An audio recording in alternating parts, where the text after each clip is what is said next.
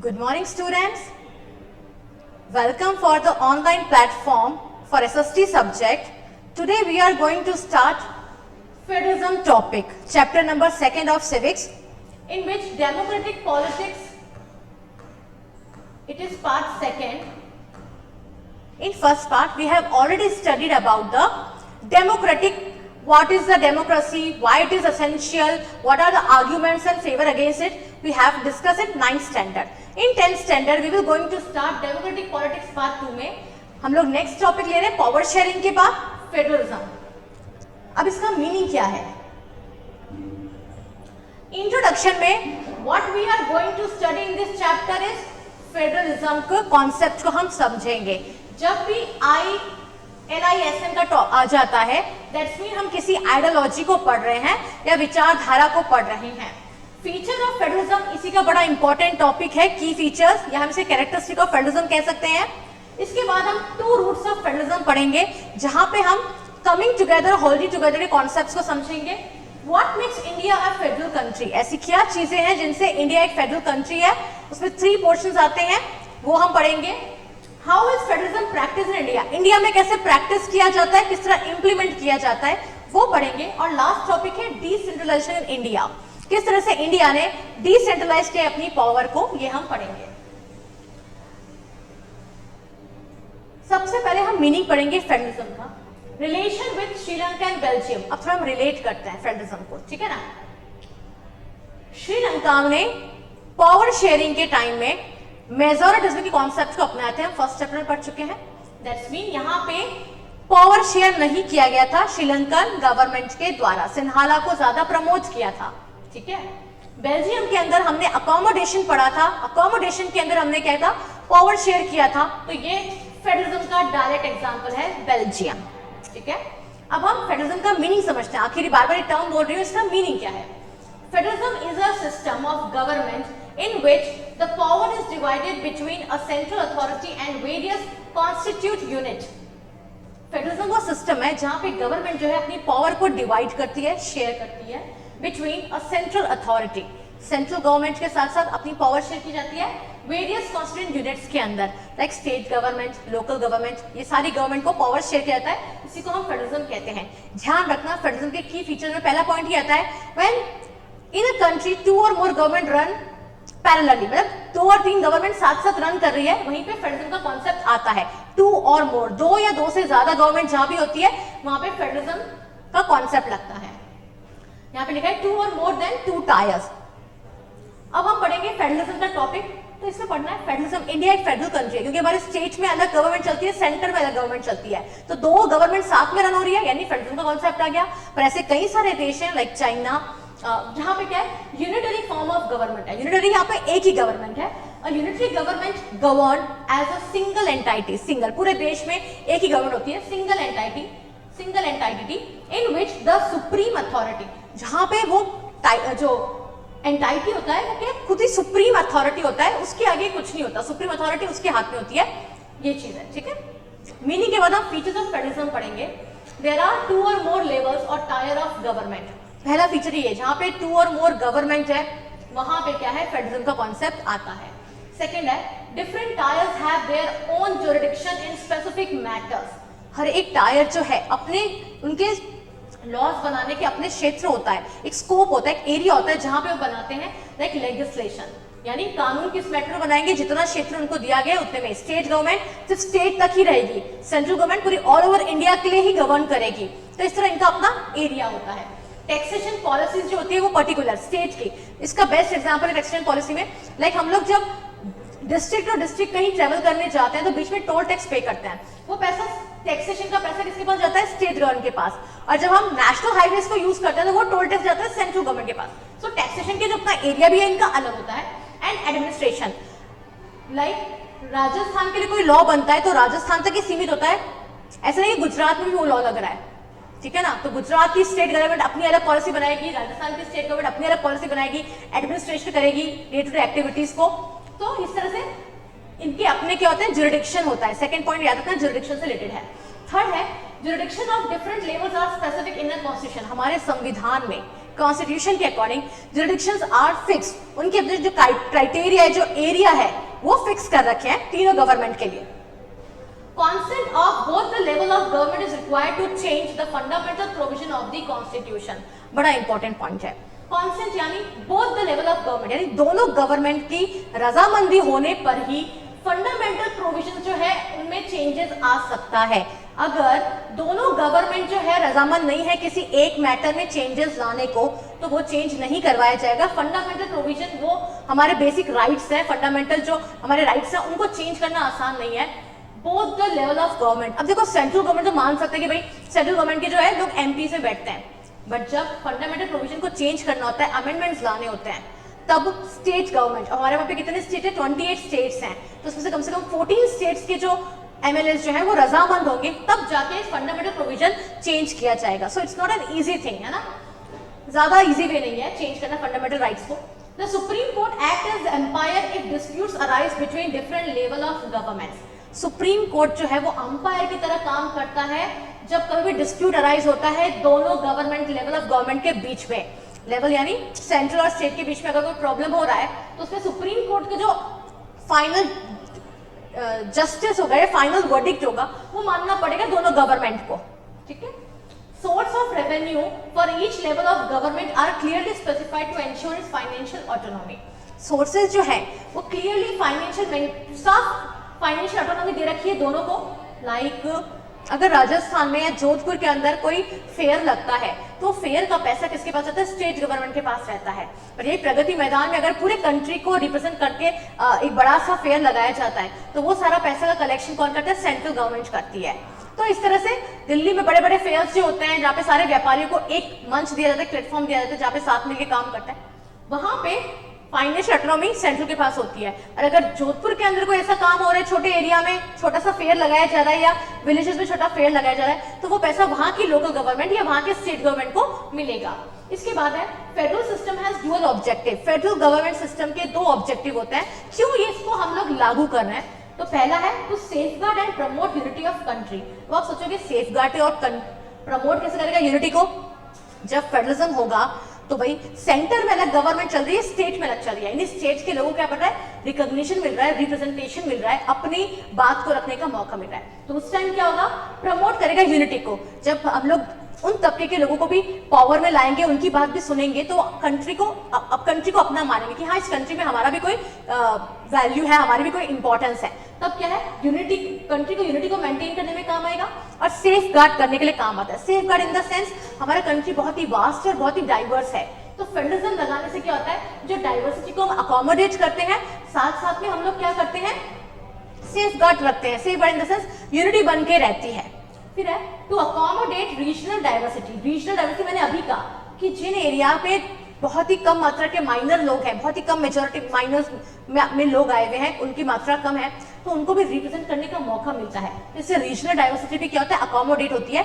लोगों को लगता है कि हाँ इंडिया में हमारी बात को भी सुना जा रहा है, हमें भी वैल्यू दिया जा रहा है। तो इस तरह से ये इंपॉर्टेंट पॉइंट्स हो गए। हमेशा आंसर जब भी पूछेंगे तो डेफिनेशन के बाद जब फीचर्स आप लिखोगे, ऐसा नहीं कि फीचर ऑफ फेडरलिज्म पूछा तो आपने फीचर ऑफ फेडरलिज्म लिखना शुरू कर दिया। First you have to write the definition. Definition के बाद अगर आप फीचर्स लिखते हो 7 पॉइंट, 7 के 7 पॉइंट, तो उसमें अंडरलाइन करना, लाइक जुरिडिक्शन इन 3 एरिया में लग रहा है, स्पेसिफाइड संविधान के अनुसार दिया हुआ है, लेवल ऑफ फंडामेंटल प्रोविजन को चेंज करने में consent of both the level of government. इस तरह अंडरलाइन करोगे इंपॉर्टेंट चीज को, पेंसिल से अंडरलाइन करना, हेडिंग हमेशा ब्लैक पेन से मेंटेन करना। इस तरह आंसर लिखोगे तो बहुत अट्रैक्टिव आंसर होगा, मार्क्स कहीं नहीं जाएंगे। अच्छा, फेडरलिज्म टॉपिक अगर आपने ध्यान होगा तो पावर शेयरिंग में हमने पढ़ा था, फेडरलिज्म में कॉन्सेप्ट आता है जहाँ पे level of government, form of power sharing, मैंने इसको एक्सप्लेन किया था, बहुत छोटे सा था वो, उसमें बहुत कम लिखना था। अब ये पूरा एक टॉपिक के अंदर पूरा चैप्टर दिया गया है, तो इसको अच्छे से समझना। अब आएंगे हम लोग 2 रूट्स ऑफ फेडरलिज्म। ऐसे क्या रूट्स हैं जिनके द्वारा फेडरलिज्म को अप्लाई किया जाता है। पहला है coming together federation. Coming together और होल्डिंग टुगेदर दो कंसेप्ट है। कमिंग टुगेदर में क्या कहा गया है, इंडिविजुअल और independent states come together and pool up their sovereignty, this is known as coming together. जहां पे इंडिविजुअल और इंडिपेंडेंट स्टेट जो है वो कम टुगेदर, साथ में चल के काम कर रहे हैं, वो कमिंग टुगेदर का कॉन्सेप्ट है।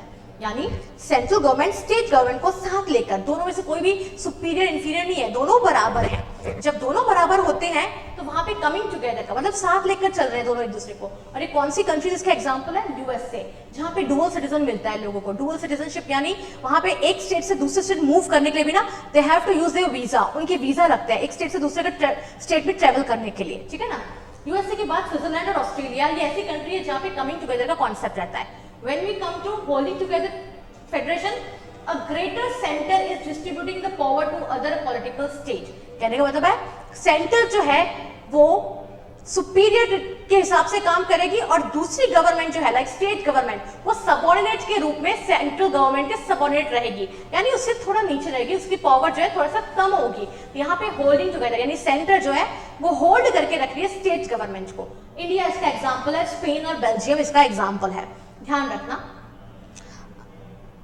आगे आते हैं कमिंग टुगेदर फेडरेशन। अगर बड़ा क्वेश्चन पूछ लिया तो क्या सिर्फ इतना सा लिखने से आपको मार्क्स मिल जाएंगे?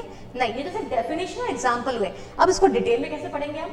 Coming together federation it's involve independent states coming together on their own to form a bigger unit, साथ में मिलकर काम करता है। So that by pooling sovereignty, दोनों को क्या है अपने अपने अधिकार मिले हैं। सोवर्जिनिटी मतलब एकमात्र होता है जहां पे दोनों को अपने अपने अधिकार है। सेंटर अपनी जगह पे काम कर रही है, स्टेट अपनी जगह पे काम कर रही है, ना तो स्टेट सेंटर के बीच में आएगी ना सेंटर स्टेट के बीच में आएगी। And retaining identity they can increase their security, अपनी सिक्योरिटी के लिए काम करती है ये। All the constituent states usually have equal power and are strong, vice versa the federal government. All the constitution states, यानी चाहे स्टेट हो या चाहे सेंट्रल गवर्नमेंट हो, दोनों क्या है? दोनों स्ट्रॉन्ग है और दोनों पावरफुल है फेडरल गवर्नमेंट के अंदर। यानी यहाँ पे कमिंग टुगेदर दोनों की इक्वालिटी में रखा गया, दोनों कोई सुपीरियर नहीं कोई इंफीरियर, दोनों इक्वल है। होल्डिंग टुगेदर फेडरेशन के अंदर क्या आता है? Holding together federation where a large country decided to divide its power between the constituent state and the national government। यहाँ पे क्या होता है?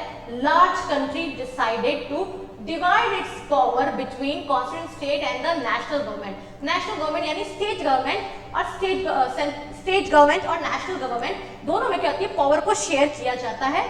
In this category, the central government tends to be more powerful compared to state। यहाँ पे क्या होता है? सेंट्रल गवर्नमेंट ज्यादा पावरफुल रहती है स्टेट से। That's mean यहाँ पे होल्डिंग टुगेदर सेंट्रल स्टेट को होल्ड कर रही है। और ये कैसे होता है हम आगे इसको डिटेल में पढ़ेंगे। नेक्स्ट टॉपिक है what make India a federal country. ऐसा क्या है जिससे इंडिया एक फेडरल कंट्री बनता है? सबसे पहला पॉइंट जो है इसका 3 tier system of government. India में 3 टायर सिस्टम ऑफ गवर्नमेंट चल रहा है। 3 टायर में central, state and local government ये है। सेंट्रल गवर्नमेंट के नीचे स्टेट गवर्नमेंट है, स्टेट गवर्नमेंट के नीचे लोकल गवर्नमेंट है। लोकल गवर्नमेंट में पंचायत और म्युनिसिपैलिटीज आती हैं। ये लोकल गवर्नमेंट के बारे में लिखा है, ब्रैकेट में लिखा हुआ है, यानी लोकल गवर्नमेंट के आगे लिखना था। पंचायत एंड म्युनिसिपैलिटी जो काम करती है गांव में और सिटीज एरिया में, जो गवर्नमेंट काम करती है वो लोकल गवर्नमेंट के अंदर आती है। और इंडिया में 3 टायर सिस्टम को हम लागू कर रहे हैं। तो जहां पे मैंने कहा 2 और 2 से ज्यादा गवर्नमेंट है वो फेडरल हो गया। दैट्स मीन इंडिया में फेडरल सिस्टम लागू हो रहा है। It's make India a federal country.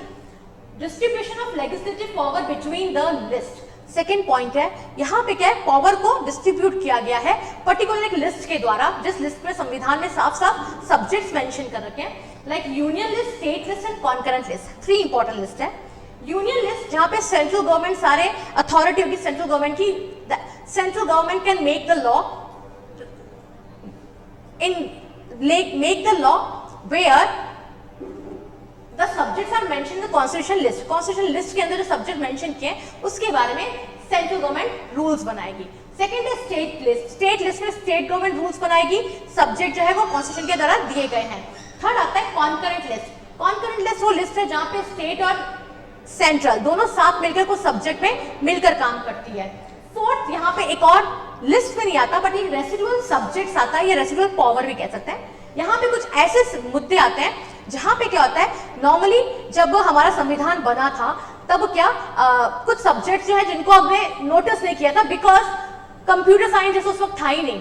तो कंप्यूटर के बारे में जो इजाद हुआ वो कॉन्स्टिट्यूशन के बारे में सब्जेक्ट लिखा ही नहीं गया, तो इस समय कंप्यूटर इजाद ही नहीं हुआ था, इतना ज्यादा पॉपुलर नहीं था। तो उस सब्जेक्ट को हमने रेसिडुअल सब्जेक्ट डाला है। जैसे हमारे यहाँ पे अगर हम लोग बात करें साइबर लॉ, तो साइबर लॉ जो सेंट्रल गवर्नमेंट बनाती है वो रेसिडुअल सब्जेक्ट के अंदर आता है, ठीक है ना। सबसे पहले यूनियन लिस्ट को पढ़ते हैं। It's include subject of national importance such as defence. Defence और पुलिस में क्या डिफरेंस है? डिफेंस जो है वो भी सुरक्षा देती है, पुलिस भी सुरक्षा देती है, दोनों सिक्योरिटी के लिए काम कर रही है, पर दोनों का एरिया अलग है। डिफेंस वहां पे काम करती है जब बाहर के देश कंट्री से हमें कोई खतरा पैदा होता है, और पुलिस वहां पे काम करती है जो internal part of the state, states में शांति बनाए रखने का काम पुलिस करती है। तो दोनों का डिफरेंस है, ठीक है ना। तो डिफेंस में जो भी काम करने वाले उनकी सैलरी सेंट्रल गवर्नमेंट पे करती है। डिफेंस हो गया। फॉरेन अफेयर्स, विदेश के साथ जो भी निर्णय होते हैं वो सेंट्रल गवर्नमेंट देखती है कि हमें किसके साथ कैसे संबंध रखते हैं। फिर आता है banking. Reserve bank of India सबसे बड़ी अथॉरिटी है, वो सारा सेंट्रल गवर्नमेंट के बिहाफ से हमें मनी को क्या करती है, हमें देती है। कम्युनिकेशन एंड करेंसी, ये सारे इंपॉर्टेंट सब्जेक्ट्स हैं जहाँ पे सेंट्रल गवर्नमेंट यूनियन लिस्ट के अकॉर्डिंग ये सारे मैटर्स आते हैं और सेंट्रल गवर्नमेंट इस पे लॉ बनाती है। They are included in this list because we need a uniform policy. पूरी कंट्री में एक ही पॉलिसी चाहिए, इसलिए uniform policy on these matters through out the country. पूरी कंट्री में सेंट्रल गवर्नमेंट सारे लॉज बनाती है। The union government alone can make laws relating to the subject mentioned in the union list. Union government वहीं पे कानून बनाएगी जहां यूनियन लिस्ट के अंदर जो सब्जेक्ट दिए हैं वो मेंशन होंगे। फिर आता है स्टेट लिस्ट। स्टेट लिस्ट में क्या होता है, it contains subjects of state and local importance such as police, trade, commerce, agriculture and irrigation. ऐसे सब्जेक्ट जहां पे स्टेट और लोकल इंपॉर्टेंस के काम होते हैं, लाइक पुलिस हो गया, ट्रेड हो गया, कॉमर्स हो गया, एग्रीकल्चर हो गया, इरिगेशन, इन सारे मैटर्स में स्टेट गवर्नमेंट जो है वो अपने लॉज को फ्रेम करती है। The state government alone can make laws relating to the subject mentioned in the state list. State government state list के मैटर में क्या करते हैं, अपने laws फॉर्म करती है। Concurrent list क्या है? It includes subject of common interest to both the union as well as the state government. ऐसे सब्जेक्ट जहाँ पे सेंट्रल गवर्नमेंट और स्टेट गवर्नमेंट दोनों के इंपॉर्टेंस होता है, वहां पे दोनों गवर्नमेंट मिलकर काम करती है। Such as education, जैसे हमारे यहाँ पे सीबीएसई बोर्ड और आरबीएसई बोर्ड है। सीबीएसई बोर्ड सेंट्रल बोर्ड है और आरबीएसई राजस्थान की बोर्ड है, तो दोनों एजुकेशन दोनों जगह से मिल रहा है, बट दोनों का क्या हो रहा है, गवर्नमेंट साथ मिलकर काम करती है। फॉरेस्ट हो गया, ट्रेड यूनियंस हो गया, मैरिजेस हो गए, अडॉप्शन हो गए, सक्सेशन हो गए, ये सारे मैटर्स जो हैं यहाँ पे स्टेट गवर्नमेंट के लॉज चलते हैं और सेंट्रल गवर्नमेंट के भी लॉज चलते हैं। Both the union as well as the state government can make laws on the subject mentioned in the list. इस लिस्ट में जो भी सब्जेक्ट मेंशन होते हैं वो क्या होते हैं, दोनों मिलकर साथ में काम करती हैं। If their laws conflict, अगर दोनों में कोई मतभेद आ गया है with each other, the laws made by the union government will be prevail. हमेशा यूनियन गवर्नमेंट, या क्योंकि हम लोग होल्डिंग टुगेदर का कॉन्सेप्ट कर रहे हैं, तो यहाँ पे हम लोग ज्यादा पावरफुल सेंट्रल गवर्नमेंट को दे रहे हैं इंडिया के केस में, तो यहाँ पे यही है कि यूनियन गवर्नमेंट जो लॉ बनाएगी वो एप्लीकेबल होगा, स्टेट गवर्नमेंट को मानना होगा। कॉन्करेंट लिस्ट के बाद फोर्थ हमारा लिस्ट है लाइक रेसिडुअल सब्जेक्ट। इसमें क्या आता है, the subject do not fall in any of three list. तीनों लिस्ट में ऐसे मैटर जो तीनों में नहीं आ रहे हैं वो सब्जेक्ट कहाँ पे जाएंगे, वो रेसिडुअल सब्जेक्ट्स के अंदर जाएंगे। Example, computer software that came up after the constitution was made. संविधान बनने के कई साल बाद कंप्यूटर का सॉफ्टवेयर जब आना शुरू हुआ तो ये सब्जेक्ट कहाँ पे चला गया, रेसिडुअल सब्जेक्ट के तहत में डाल दिया गया। According to our constitution, the union government has the power to legislate on these known as residual subject. जहाँ पे यूनियन गवर्नमेंट लॉ बना रही है वो रेसिडुअल सब्जेक्ट के अंदर जा रहा है, और इसका एक एग्जांपल है साइबर लॉ। आप लिख सकते हो, एग्जांपल है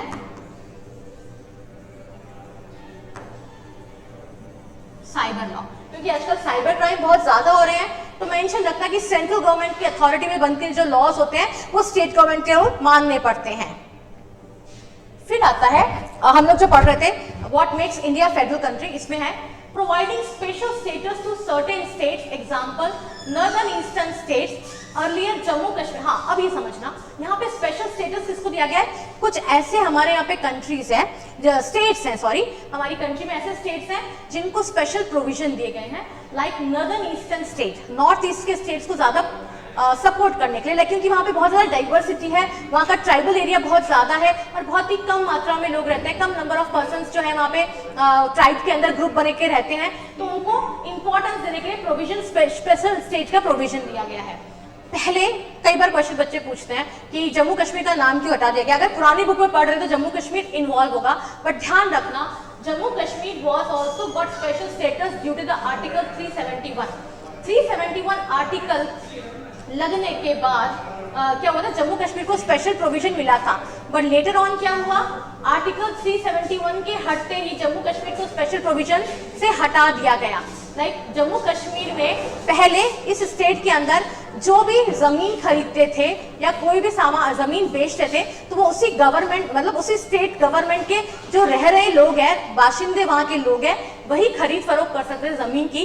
कोई अदर पर्सन उनकी जमीन खरीद नहीं सकता था, अदर स्टेट का मेंबर। ये आर्टिकल 371 के अंदर था। पर जब से आर्टिकल हटा है तब से क्या हुआ है, दूसरी स्टेट गवर्नमेंट जो है या दूसरी स्टेट के जो लोग हैं वो जाके वहां पे क्या करते हैं, ट्रेड करना शुरू कर चुके हैं या प्रॉपर्टी परचेस करना शुरू कर चुके हैं। तो आर्टिकल 371 के हटने के बाद जम्मू कश्मीर जो है वो स्पेशल स्टेटस के दर्जे से हट गया है। ध्यान रखना ये चीज। एक और नेक्स्ट पॉइंट है, fundamental provision can not be change unilaterally. मैंने चीज पहले बताई थी। की फीचर्स जो पढ़ा था उसी को हम डिटेल में यहाँ पे पढ़ रहे हैं। की फीचर्स जो फेडरलिज्म के थे उनको अडॉप्ट करेंगे तभी तो इंडायरेक्ट फेडरल कंट्री बनेगी। यहाँ पे मैंने आपको बताया था कि जो भी हमारे फंडामेंटल जो हमारे राइट्स हैं या फंडामेंटल जो हमें मिले हुए प्रोविजंस हैं उनको हटाना कोई एक गवर्नमेंट के हाथ का खेल नहीं है। ऐसा नहीं कि सेंट्रल गवर्नमेंट में एमपी में बैठे लोग मेंबर ऑफ पार्लियामेंट जो बैठे हैं वो पूरे लॉ को अमेंड कर देंगे, चेंज कर देंगे, फंडामेंटल राइट्स हमारे चेंज करेंगे। ऐसा नहीं होता। क्या होता है, ratification legislature of at least half of the total state is required. आधे से ज्यादा या आधे स्टेट्स तो रेक्टिफाई चेंजेस लाने के लिए, अमेंड के लिए तैयार होंगे तभी वो लॉज बनेंगे। लाइक आउट ऑफ 28 स्टेट्स, जैसे 28 स्टेट में से 14 state must support to change the fundamental provision. Fundamental provision को चेंज करने में कम से कम 14 स्टेट रजामंद होगी, तब जाके फंडामेंटल प्रोविजंस चेंज हो पाएंगे, रेक्टिफाई यानी चेंज या अमेंड हो पाएंगे। नेक्स्ट पॉइंट है supreme court as umpire. Supreme court एक जज की तरह काम करता है, अंपायर की तरह काम करता है। जिस तरह क्रिकेट के अंदर बॉयज अच्छे से जानते होंगे लास्ट में अंपायर का डिसीजन माना जाता है। हाँ, आजकल एक पॉलिसी आ गई है जहां पे हम लोग कैमरा से थ्रू चेक करते हैं, but supreme court as umpire के यहाँ पे क्या होता है, अगर स्टेट और सेंट्रल के बीच में कोई भी प्रॉब्लम आ रहा है, कोई भी कॉन्फ्लिक्ट आ रहा है, तो वो अपनी प्रॉब्लम सुप्रीम कोर्ट में दायर करेंगे और वहां पे सुप्रीम कोर्ट जो वर्डिक्ट दे देगी वो दोनों गवर्नमेंट को मानना होगा, चाहे किसी के भी सपोर्ट में दे। लास्ट पॉइंट है power to raise resources by levying taxes lie with both the level of government. यहाँ पे क्या है, रिसोर्सेज यानी फाइनल ऑटोनॉमी वाले टॉपिक वापस हो रहा है कि दोनों गवर्नमेंट के पास अपने रिसोर्सेज को रेज करने के अपने अधिकार हैं। दोनों कुछ भी काम करके कैसे भी करके अपने जो रिसोर्सेज है उनको रेज करने का काम कर सकती है। लाइक मेले लगाना, कोई भी काम हो सकता है, फेयर लगा के जो पैसे कलेक्ट किए जाते हैं वो सारा काम, वो फाइनेंशियल काम आ गया। अब है how federalism is practice in India. India में फेडरलिज्म कैसे प्रैक्टिस किया जाता है। पॉइंट नंबर 1 है Constitution provisions are necessary for the success of federalism, but these are not sufficient. यानी संविधान के द्वारा प्रोविजन नेसेसरी है सक्सेस करने के लिए फेडरलिज्म को, but these are not sufficient. क्या सिर्फ संविधान बना देने से काम चलेगा? नहीं, उनको एप्लीकेंट भी बनाना पड़ेगा, उनको अपनाना भी पड़ेगा, इम्प्लीमेंट भी करना होगा। So the real success of federalism in India can be attributed to the nature of democratic politics in our country. हमारी कंट्री में ये बहुत जरूरी है कि जो भी एट्रीब्यूट फेडरलिज्म के हैं उनको क्या करना है, नेचर में लाना है। और इसको नेचर में लाने के 3 इंपॉर्टेंट चीजें हैं। सबसे पहले लिंग्विस्टिक स्टेट्स को फ्रेम करना। लिंग्विस्टिक स्टेट्स यानी जो लैंग्वेज के बेस पे जो स्टेट्स बने हैं उनको बना के फेडरलिज्म को लागू करना। सेकेंड है लैंग्वेज पॉलिसी बनाना ताकि सबको अपना रिप्रेजेंटेशन मिल सके। और थर्ड है सेंट्रल स्टेट रिलेशन, तो भाई सेंट्रल और स्टेट के रिलेशन कैसे हैं वो तय करेगा कि हाउ इंडिया प्रैक्टिस फेडरलिज्म। पहला पॉइंट है लिंग्विस्टिक स्टेट्स, ये शॉर्ट में बता रखा है, इसको डिटेल में भी पढ़ेंगे हम लोग। Creation of state on the basis of language. सबसे पहले क्या करेंगे हम लोग, लैंग्वेज के बेस पे एक स्टेट्स को क्रिएट करेंगे। अब इसमें कई सारे इश्यूज होते हैं, लाइक लीडर को डर होता है, पॉलिटिकल लीडर्स वहां भी डर गए थे। दिस स्टेप में डिवाइड द कंट्री, ऐसा करने से कंट्री में डिवाइड आ जाएगा या इंटीग्रेशन ऑफ कंट्री के एकता को कहीं ना कहीं खतरा पैदा हो जाएगा। लिंग्विस्टिक स्टेट को डिटेल में पढ़ रहे हैं हम लोग। The creation of linguistic state was the first and a major test for democratic politics in our country. यहाँ पे OU आ रहेगा अगर। So creation of linguistic state हमारा फर्स्ट स्टेप क्या था कि हम लोग ने जहाँ पे जो भाषा बोलने वाले लोग हैं उनका अपना स्टेट क्रिएट कर दिया था। गुजरात में गुजराती बोलने वाले एक जगह पे हो गए थे, महाराष्ट्र में मराठी बोलने वाले एक हो गए थे, राजस्थान में राजस्थानी बोलने वाले एक हो गए थे। तो इस तरह से लैंग्वेज के आधार पर स्टेट का क्रिएशन करना हमने पहला स्टेप अपनाया था, जिसको लिंग्विस्टिक स्टेट की कैटेगरी में डाला गया है। अब इसके अंदर क्या क्या प्रोविजंस लगे थे। In 1947, the people who spoke the same language lived in the same state. जो एक भाषा बोल रहे वो एक स्टेट में ही रह रहे थे। Section states were created not on the basis of language, but to recognize difference based on culture, ethnicity और geography. कुछ ऐसे स्टेट्स हैं जहाँ पे लाइक नागालैंड में बहुत सारे ट्राइबल ग्रुप के लोग रहते हैं, उनका ट्राइब एक ट्राइब से दूसरे ट्राइब से भी बहुत सारे डिफरेंशिएशन होता है, बट स्टिल क्योंकि वो एक ही ज्योग्राफी में रह रहे हैं तो वहां पे उनको एक स्टेट के अंदर कंसीडर कर दिया गया। So some states were created not on the basis of language but to recognize difference based on culture, ethnicity and geography. These include states like Nagaland, northern eastern का स्टेट है, उत्तराखंड और झारखंड, ये ऐसे स्टेट्स हैं जहाँ पे डाइवर्सिटी है फिर भी उनको एक एरिया में क्षेत्र में बांध के रख दिया लोगों को।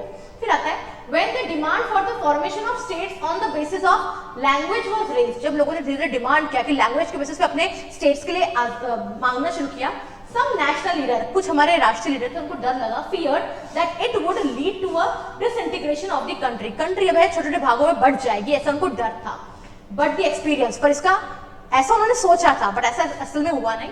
But the experience has shown that the formation of linguistic states has actually made the country more united. पर हमने देखने में आया है कि फेडरलिज्म को लगाने से या लिंग्विस्टिक स्टेट्स को लगाने से यूनिटी और ज्यादा स्ट्रेंथन हो गई है हमारी कंट्री की। It has also made administration easier, और हमारा शासन करना भी बहुत इजी हो गया है क्योंकि लोकल लैंग्वेज में लोग जाके अपने लोकल भाषा में अपनी प्रॉब्लम्स एडमिनिस्ट्रेटर्स यानी अपने जो इंस्टीट्यूशन में जो गवर्नमेंट ऑर्गेनाइजेशन में काम करने वाले उनको इजीली बता पाते हैं और आपस में अच्छे से कम्युनिकेशन हो पाता है, तो ये इनके लिए प्रॉफिट के रूप में काम आया। अब आता है लैंग्वेज पॉलिसी, जो सेकंड पॉलिसी है हमारी लैंग्वेज पॉलिसी में क्या हुआ था, no status of national language to any language. हमारे यहाँ पे ऑफिशियल लैंग्वेज है पर कोई नेशनल लैंग्वेज नहीं है, हमारे नेशन की अपनी कोई लैंग्वेज नहीं है। अगर आपको कंफ्यूजन हो कि नहीं हमारी हिंदी भाषा जो है वो हमारी नेशन की लैंग्वेज है, तो ऐसा नहीं है, वो हमारी मातृभाषा है, it is our mother tongue but it is not a national language. ऐसा नहीं है कि आप हिंदी में बात करें तमिल में बोलने वाले लोग, तेलुगु बोलने वाले लोगों को हम लोग कंसिडर ही नहीं करेंगे अपने इंडिया में उनका भी उतना ही इंपॉर्टेंस है। So no status of any national language to any language, किसी लैंग्वेज को कंट्री का लैंग्वेज नहीं माना है। 22 language in schedule 8 of the constitution, schedule इसमें 22 लैंग्वेजेस को क्या है 8 शेड्यूल के अंदर माना गया, संविधान के अनुसार 22 लैंग्वेज को हमने दर्जा दिया है, इंपॉर्टेंस दिया है। This shows flexibility. अब ये क्या दिखा रहा है, 22 लैंग्वेज को हम इंपॉर्टेंस दे रहे हैं, किसी एक लैंग्वेज को हम नेशनल लैंग्वेज नहीं मान रहे, हमने 22 लैंग्वेज को संविधान के अनुसार माना है, शेड्यूल कर रखा है 8वीं लिस्ट के अकॉर्डिंग। तो उसको क्या बताइए, फ्लेक्सिबिलिटी को शो करता है कि हम लोग कितने फ्लेक्सिबल है कि हम और भी अदर भाषाओं को भी इंपॉर्टेंस दे रहे हैं अपनी कंट्री में, और ये फेडरलिज्म का अच्छा पॉलिसी आता है, लैंग्वेज पॉलिसी। अब है लिंग्विस्टिक डाइवर्सिटी ऑफ इंडिया। अब क्या क्या डाइवर्सिटी है, हम लोग लिंग्विस्टिक को अच्छे से पढ़ रहे हैं।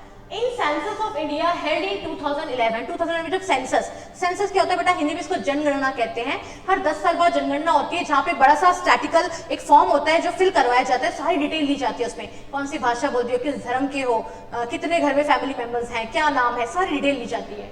So 1300 distinct language which people mentioned as their mother tongue, करीबन 1300 distinct language जिनको लोगों ने कहा कि हमारी मदर टंग है। These languages were grouped together under some major language, कुछ बड़ी लैंग्वेज में इनको ग्रुप कर दिया गया। लाइक हिंदी लैंग्वेज के अंदर कौन सी अदर लैंग्वेज को इंक्लूड किया गया है, for example Bhojpuri, Magdhi, Bundelkhandi, Chhattisgarhi, Rajasthani grouped under Hindi. Hindi language के अंदर इन लैंग्वेज को भी ग्रुप के अंदर डाल दिया गया है। So even after this grouping, the census found 121 major language. इतनी लैंग्वेज के ग्रुप बनाने के बाद भी 121 लैंग्वेज का और ग्रुप बन रहा है।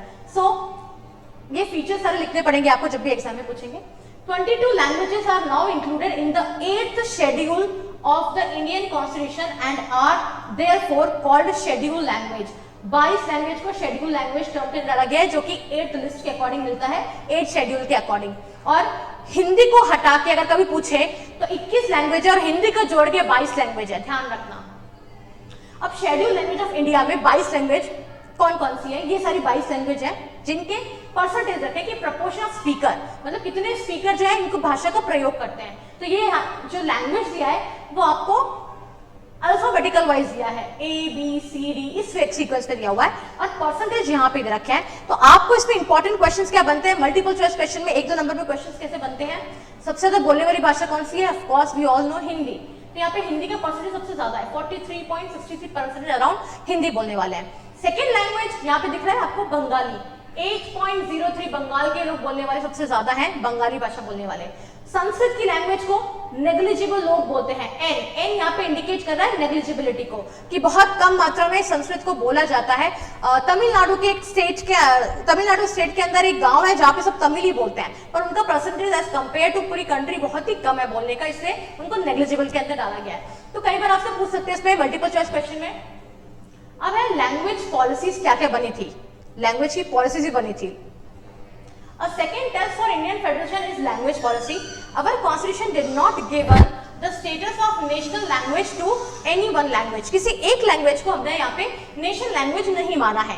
Hindi was identified as there are 22 scheduled language were recognized by the constitution. Hindi को हमने आइडेंटिफाई किया और उसमें भी 22 लैंग्वेज को इंपॉर्टेंस दिया गया संविधान के अनुसार। फिर आता है according to the constitution the use of English for official purpose was to stop in 1965। ध्यान रखना 1965 में हिंदी को ऑफिशियल लैंग्वेज से दर्जे से हटा दिया गया था, बट लेटर ऑन जब लोगों ने रिवोल्ट किया तो इसको वापस लागू किया गया। However, many non-Hindi speaking कौन से हैं? नॉर्मली सदर्न जो भारत के जो स्टेट्स के जो लोग हैं, लाइक तमिलनाडु, कर्नाटक, मलयालम बोलने वाले केरला के लोग और तेलुगु, ये चार भाषा के जो लोग हैं ना, इन्होंने अपोज किया था। और क्योंकि वो नॉन हिंदी स्पीकिंग स्टेट्स थे तो उन्होंने डिमांड किया the use of English continue. उन्होंने कहा कि ऑफिशियल लैंग्वेज इंग्लिश को बनाया रखा जाए ताकि हमारा ऑफिशियल काम जो इंग्लिश में होता रहे। In Tamil Nadu this movement took a violent form, काफी उग्र रूप ले लिया था इसने। The central government agreeing to continue the use of English along with Hindi for official purpose. फिर सेंट्रल गवर्नमेंट राजी हो गई कि हम हिंदी को ऑफिशियल लैंग्वेज के साथ साथ इंग्लिश को भी कंटिन्यू करेंगे ऑफिशियल लैंग्वेज बनाने में, ठीक है ना। Promotion of Hindi for continues to be India. इसके बाद भी कॉन्स्टिट्यूशन ने क्या किया, संविधान ने कहा कि हम हिंदी को तो क्या है प्रमोट करेंगे। तो आपने देखा होगा स्कूल में हिंदी पखवाड़ा दिवस बनाते हैं, एक हफ्ते तक इंग्लिश भाषा को रोक के हिंदी भाषा को ज्यादा प्रमोट करते हैं। सो प्रमोशन का भी कॉन्स्टिट्यूशन के अंदर संविधान के अंदर तय किया गया है। Promotion does not mean that the central government can impose Hindi on state where people speak a different language। अब प्रमोशन मतलब ये नहीं है कि थोपा गया लोगों के ऊपर कि आप हिंदी का प्रयोग ही करें, दूसरी भाषा का उपयोग कर ही नहीं सकते हैं, ऐसा नहीं होता है। Even you can use other language also with English और हिंदी। प्रमोशन मतलब सिर्फ एक भाषा को प्रमोट कर रहा है, पर इसका मतलब ये नहीं कि बाकी भाषा को यूज करने से मना कर दिया हो, बोलने से मना कर दिया हो, ठीक है। ये लैंग्वेज पॉलिसी हमारे इंडिया की। फिर हम पढ़ते हैं सेंटर और स्टेट रिलेशन, जो तीसरा पॉइंट हमारा इंपॉर्टेंट था। इसमें क्या था, अब आप हिस्टोरिकल शिफ्ट ही देख रहे हो। इसमें क्या हुआ था, पहले सेंट्रल और स्टेट गवर्नमेंट के रिलेशन इतने खास नहीं थे, लाइक सेंटर बहुत सुपीरियर था और स्टेट को इतनी पावर नहीं दी गई थी। तो हिस्टोरिकल शिफ्ट हुआ, धीरे धीरे जब डिमांड लगी कि नहीं लोकल लोगों को ज्यादा इंपॉर्टेंस देना चाहिए, तब जो है स्टेट को भी पावर ज्यादा मिलनी शुरू हो गई। So giving power to regional parties. अब रीजनल पार्टीज भी क्या है, रीजनल पार्टीज यानी स्टेट गवर्नमेंट को भी इंपॉर्टेंस मिलने लग गई थी। जब ऐसा हुआ तो थोड़े सालों बाद देखा गया कोएलिशन गवर्नमेंट फॉर्म हुआ था। कोएलिशन गवर्नमेंट टॉपिक जो है हम लोग अच्छे से पढ़ेंगे। इसमें क्या है, a government formed by the coming together of at least two political party. जब दो पार्टियां साथ में मिलकर कोलैबोरेट, कोएलिशन मतलब होता है कोलैबोरेट, मिलकर जब काम करती है तो उसको कोएलिशन गवर्नमेंट कहते हैं, या गठबंधन की सरकार कहते हैं हिंदी में। Usually partners in the coalition form a political alliance and adopt a common programme. एक प्रोग्राम के अंदर सभी जो डिफरेंट पार्टी है साथ में मिलकर अपना एजेंडा तय करती है और एक प्रोग्राम में मिलकर काम करती है। एग्जाम्पल एनडीए, इसके दो एग्जाम्पल है। एनडीए यूपी बड़ा फेमस एग्जाम्पल है। एनडीए को हमारा फुल फॉर्म है नेशनल डेमोक्रेटिक अलायंस, जो बीजेपी इसमें मेन पार्टी है, और बीजेपी के साथ और अदर पार्टी जिसमें हाथ मिलाया है वो कौन सी है, nationalist Congress party, nationalist democratic progressive और नागा पीपल फ्रंट। ये कुछ पार्टीज है जिन्होंने बीजेपी के साथ मिलकर काम किया है। ऐसे एक यूपी गवर्नमेंट है यूनाइटेड प्रोग्रेसिव अलायंस, इसके अंदर कांग्रेस मेन लीडर है। कांग्रेस के साथ और कौन सी पार्टी अलायंस हो गया, जनता दल, शिवसेना, राष्ट्रीय जनता दल कोलैबोरेट हुई है, ठीक है ना। ये कुछ पार्टीज के नाम है। अब है कोलैबोरेट का हिंदी में मीनिंग गठबंधन मैंने लिखाया है। अब गठबंधन में क्या होता है, मोस्टली एक एग्जांपल से समझाते हैं। हमारे यहाँ पे 545 सीट्स है लोकसभा के अंदर, उसमें से अगर 272 प्लस सीट्स अगर किसी एक पार्टी को मिल जाती है, दैट्स मीन वो पूर्ण बहुमत हासिल कर चुकी है, यानी मेजॉरिटी में आ चुकी है, तो उसकी सरकार बनेगी। बट समटाइम्स क्या होता है, कोई एक पार्टी पूर्ण बहुमत प्राप्त करने में असफल रहती है, तो जब वो पूरी तरह से मेजॉरिटी विन नहीं कर पाती तब क्या होता है, लाइक अगर मान लो 270 सीट से जीत पाई है बीजेपी, तो 2 सीट्स के लिए उसको जिस भी पार्टी से हाथ मिलाएगी या 2 से ज्यादा जिस पार्टी के लिए हाथ मिलाएगी तभी वो सरकार फॉर्म कर सकती है। तो ये बेसिक नीड होता है कि इतनी मिनिमम सीट्स हो जितनी जरूरी होती है लोकसभा के इलेक्शन के अंदर। आगे हम पढ़ते हैं सेंट्रल स्टेट रिलेशन को अगर थोड़ा बड़े से एक्सप्लेन करना होगा तो क्या लिखेंगे, restructuring the central state relation in one more way in which federalism has been strengthened in practice. Restructure मतलब सेंट्रल स्टेट गवर्नमेंट को रीस्ट्रक्चर किया गया। पहले हमारे हिस्ट्री में, इंडियन हिस्ट्री में जब स्टेट गवर्नमेंट को कम इंपॉर्टेंस थी, उसको खत्म करके सेंट्रल के साथ साथ स्टेट गवर्नमेंट के भी पावर्स को बढ़ाया गया है। When the ruling party at the state level was different, that ruled at the central tried to undermine the power of the status. क्या होता है, रूलिंग पार्टी जब स्टेट गवर्नमेंट की और सेंट्रल गवर्नमेंट की अलग होती थी, लाइक आज भी है। अगर हम राजस्थान का एग्जांपल ले तो देखो सेंट्रल में भी कौन सी हमारी सरकार चल रही है, इफ यू नो, बीजेपी की सरकार, और हमारे कांग्रेस में कौन सी पार्टी चल रही है, गहलोत सरकार, यानी कांग्रेस की सरकार चल रही है। सो सेंट्रल में एक अलग गवर्नमेंट चल रही है, स्टेट की गवर्नमेंट अलग चल रही है, बट क्या है, undermine the power of status. अब इसमें क्या था, पुराने टाइम में क्या था, सेंट्रल ज्यादा पावरफुल थी तो वो स्टेट की रिकमेंडेशन को मानती नहीं थी, अरे भाई तुम तो हमारी पार्टी के मेंबर नहीं हो, हम लोग तुम्हारी बात क्यों सुने। तो इसको खत्म करने के लिए क्या किया था, सेंट्रल और स्टेट के रिलेशन को स्ट्रॉन्ग बनाने के लिए फेडरलिज्म के कॉन्सेप्ट को लाया, जहां पे स्टेट गवर्नमेंट के भी अपने क्या होगा, कुछ हमने प्रॉफिट पढ़ा था, क्या क्या उनकी पॉजिटिव पॉइंट है, स्टेट गवर्नमेंट की पावर को इंक्रीज किया गया, ठीक है ना। 1990 saw the rise of regional political parties. This was also the beginning of the era of coalition government. 1990s में coalitions की सरकार बनना शुरू हो गई थी और रीजनल पार्टी को भी इंपॉर्टेंस मिलना शुरू हो गई थी, पॉलिटिकल पार्टीज को।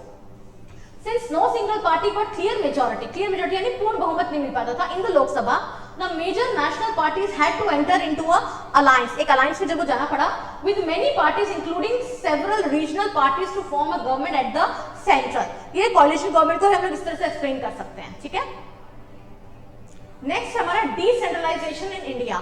इंडिया में डिसेंट्रलाइजेशन कैसे हुआ, डिसेंट्रलाइजेशन को हिंदी में कहते हैं विकेंद्रीयकरण, यानी सेंट्रलाइज मतलब होता है जब एक ही गवर्नमेंट रूल कर रही हो, लाइक रशिया में पहले सेंट्रलाइज था, तभी तो यूएसएसआर का इंटीग्रेशन में one of the major point मानते हैं कि वहां पे सेंट्रलाइज सिस्टम था।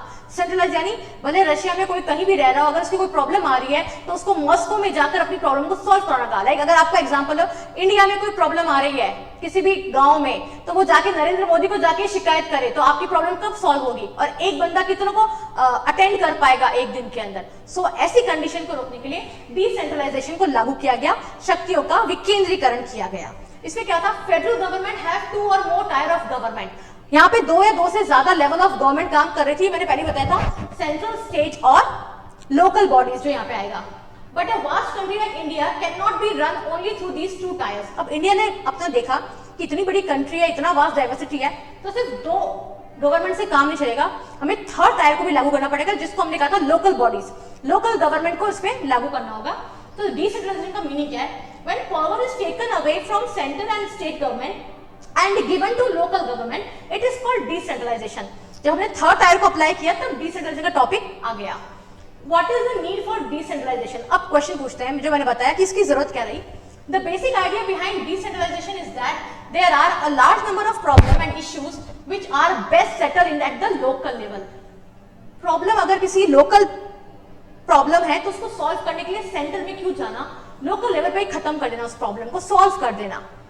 अब आपके गांव में अगर बिजली और पानी की समस्या है तो नरेंद्र मोदी से बेटर है कि वहां के लोकल लीडर को, लोकल लीडर यानी हमारे जो सरपंच और गांव का पंच है, उसको प्रॉब्लम शेयर करो, वो सॉल्व कर देगा। सो लोकल लेवल पे, ग्रास रूट लेवल पे प्रॉब्लम को सॉल्व करना।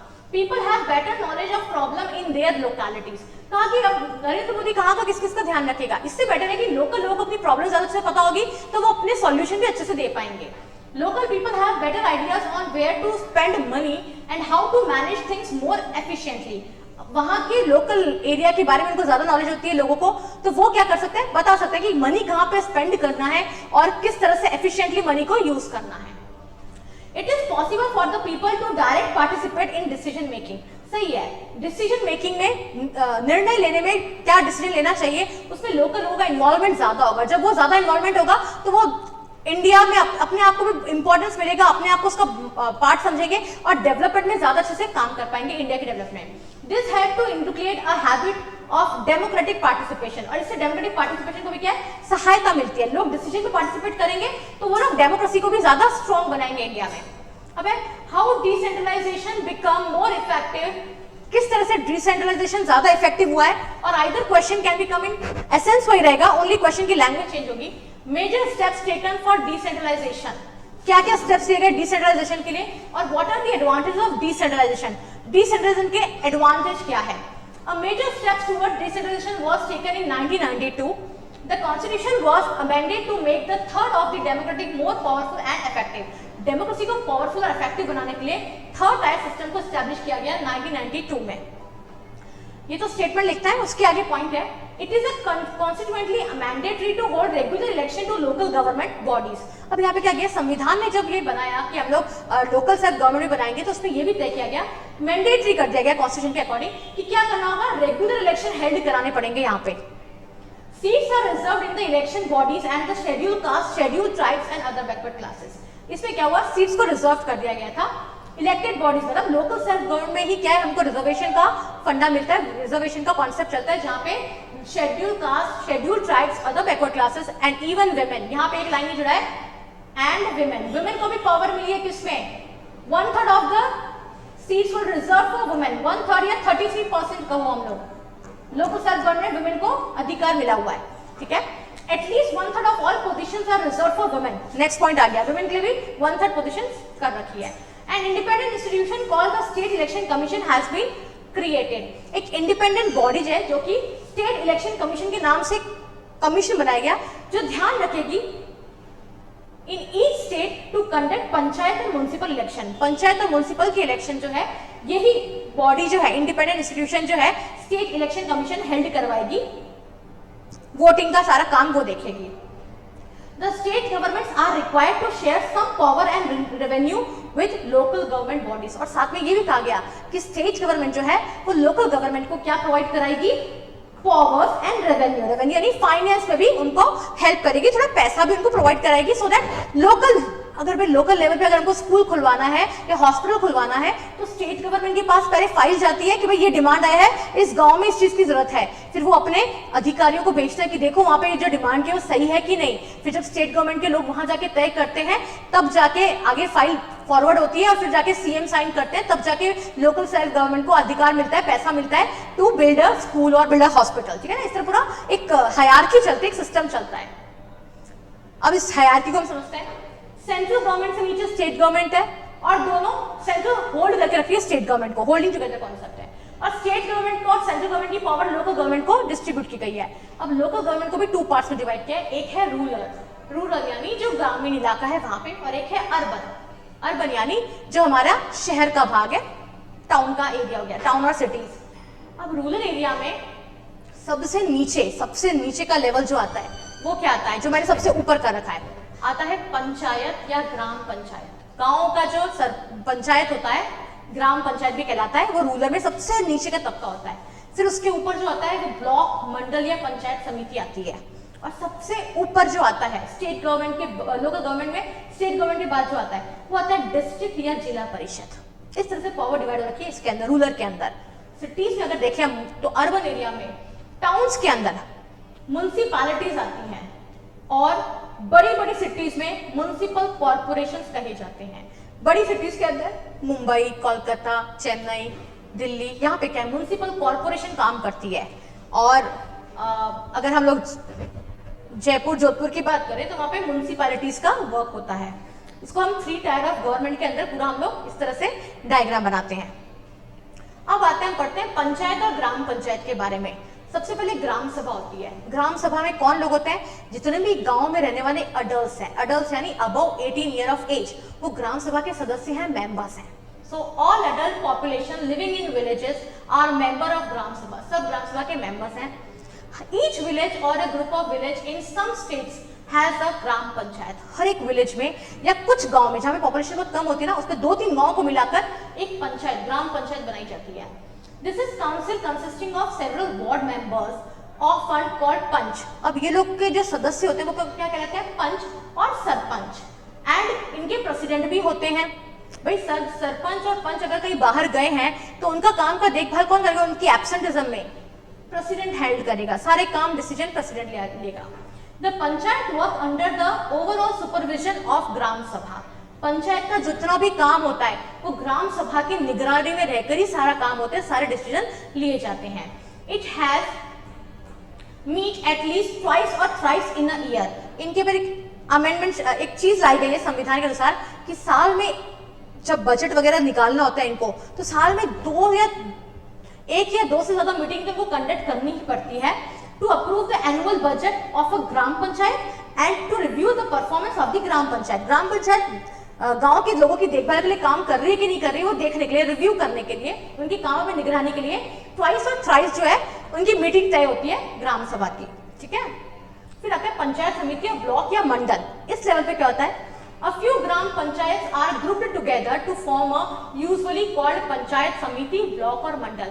जब 2-3 ग्राम पंचायतों को मिलाकर जब एक यूनिट तैयार की जाती है तो उसको ब्लॉक, मंडल या पंचायत समिति कहते हैं। इनका हेड कौन होता है? द हेड ऑफ पंचायत समिति नोन एज ब्लॉक प्रमुख, उसको ब्लॉक प्रमुख का नाम दिया गया है। The member of these representative bodies are elected by all panchayat members in that area। Panchayat के मेंबर्स कौन हुए? जितने भी पंच और सरपंच 2-3 गांव के मिलके अपने ब्लॉक के हेड को, कौन है हेड हमारा? ब्लॉक प्रमुख, उसको तय करेंगे। पंच 2-3 4-5 सरपंचों में से किसी एक सरपंच को क्या बना दिया जाएगा? ब्लॉक का मेंबर बना दिया जाएगा, यानी ब्लॉक प्रमुख बना दिया जाएगा। फिर आता है डिस्ट्रिक्ट या जिला परिषद, जो उससे भी ऊपर है।